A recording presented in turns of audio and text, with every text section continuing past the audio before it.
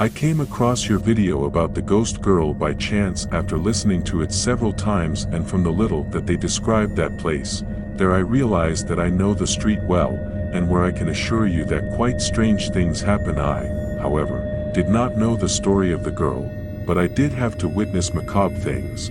We used to visit my uncles there 3 or 4 times a year, and I always liked going with them. I got along very well with my cousin, who is practically my age. In those visits from lunchtime until before dinner we would spend time together, my cousin me. I have always liked ghost stories a lot, but she hasn't at all, so it's not having a song that we used to play. On one of those visits they sent us to the store for something to buy that I no longer remember. Shortly before dark I was surprised that it is a calm street with almost no vehicle traffic, which is completely opposite to the streets around.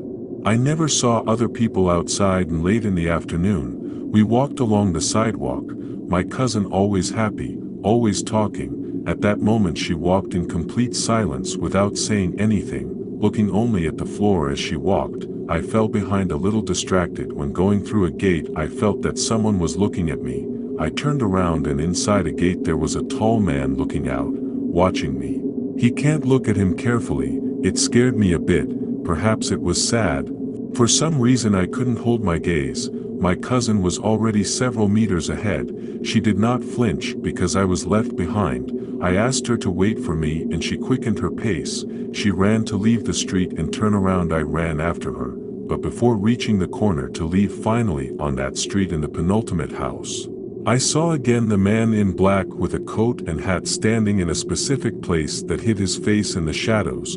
I caught up with my cousin in the store. I wanted to talk about what I had just seen, but I couldn't. She left me. She asked me not to talk until I got home. I tried to joke with her to distract her. We walked to another store to look for something that we didn't find in the first one, and she relaxed a bit. When we returned I no longer thought about what happened to me with that man I saw. Somehow he had gotten out of my head. He almost got there. Let's go back to this street, and there he was on the corner standing on the sidewalk, watching my cousin. She was pale. We turned around and circled the entire block at full speed to get to the house. On the other side of the street I remember that she ran and I couldn't keep up with her. Before entering her house I could see her again. There she was, about 50 meters away, standing right in the middle of the street. I wanted to talk to my cousin about it, but she insisted on not mentioning it. From what you can understand from the little she said, she didn't believe in anything supernatural, and for her this was just a mysterious man who caused her a lot of terror. I didn't know what to say. I don't think she forgot it. It was many years ago, but I'm telling it just as I remember it. I'm sure I saw the man in different houses in a matter of seconds. I told my mom, who later told my aunt. But I didn't know more about it. The subject came up again until years later with my uncles, who already live in another house, and sometime in one of these visits after dinner something led us to talk about when they lived in that apartment in that street. I would not have time to tell you the stories that my aunt told us about what she used to talk with her neighbors.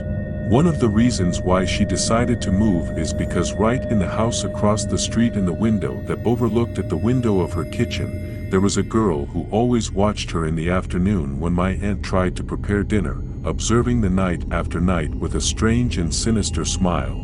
My aunt shuddered when she told us that when she told her about this to one of the neighbors, told her that the house across the street was only inhabited by an elderly lady who could no longer walk. Supernatural stories in that area are common, and I repeat, it would take a long time to describe everything she told us that night, but now you will find out if you manage to talk to the neighbors. I hope they could.